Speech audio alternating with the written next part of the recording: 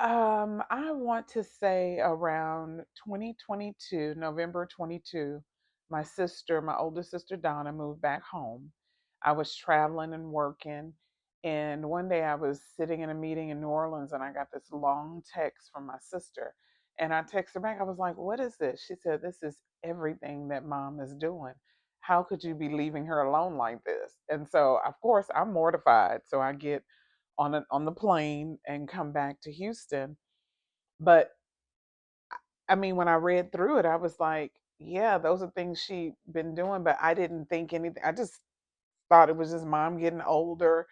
And so because my sister was at home with her all the time, now realizing, things are different. But I should have known something was wrong. And I know this is going to sound weird to some. I should have known something was wrong when my mom started folding the towels incorrectly, because we grew up and there was a systematic way of folding the towels. And I'm sure some people will probably understand this. And I should have known then that something was definitely wrong.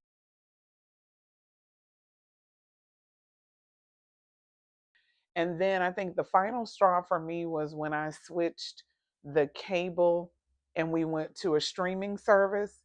And every day I would have to go in her room and turn her TV on for her because she just could not figure out how to utilize the remote control and all of that. And so in retrospect, things really started happening before 22. But when my sister came home and was really spending that time daily with my mom, that's when we realized, okay, we need to get her tested. So that was around November, December, holidays passed. And then January of 22, my mom decided to have, she was going to have knee replacement surgery.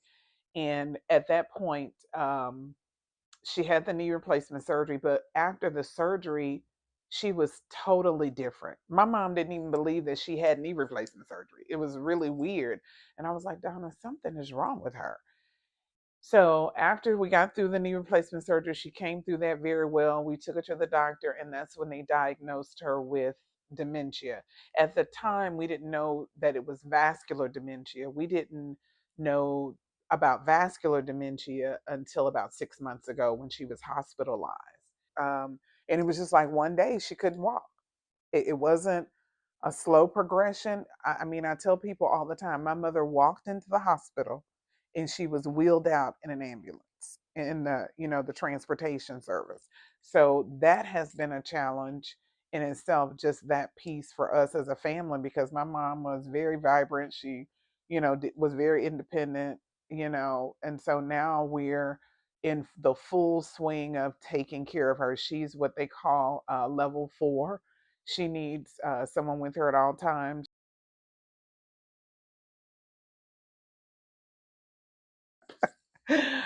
How has it not? I'm a private person when it comes to my home life. So now I have people in and out of my our space because my mom and I have lived together since 2002. Um, so that's me getting accustomed to that. Having when we first started this journey and having to get home care for her, um, we went through 3 or 4 providers because people are crazy and they don't understand. Even though you sit down and talk to them and have these meetings and say, this is our budget, can you do this within our budget, help us navigate this so we can make sure that what we're asking for is not unreasonable. So we finally have a good provider, so that's the most important thing for me.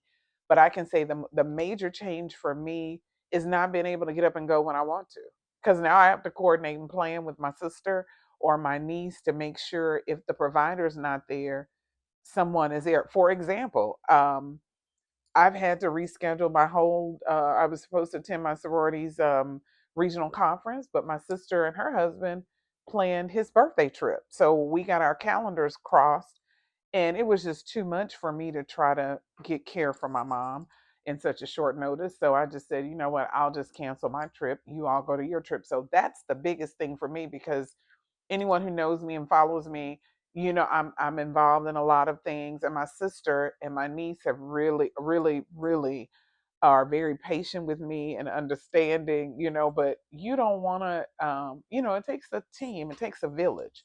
And my mom has a really good group of friends. Her girlfriends are very consistent about visiting and sitting with her. So that allows me to get out, that allows my sister and my niece to be able to do, the things that they want to do as well. And we don't have to worry about, her being safe and being cared for. But I would say that's the biggest change, me having that independence to be able to just grab my purse and go when I want to.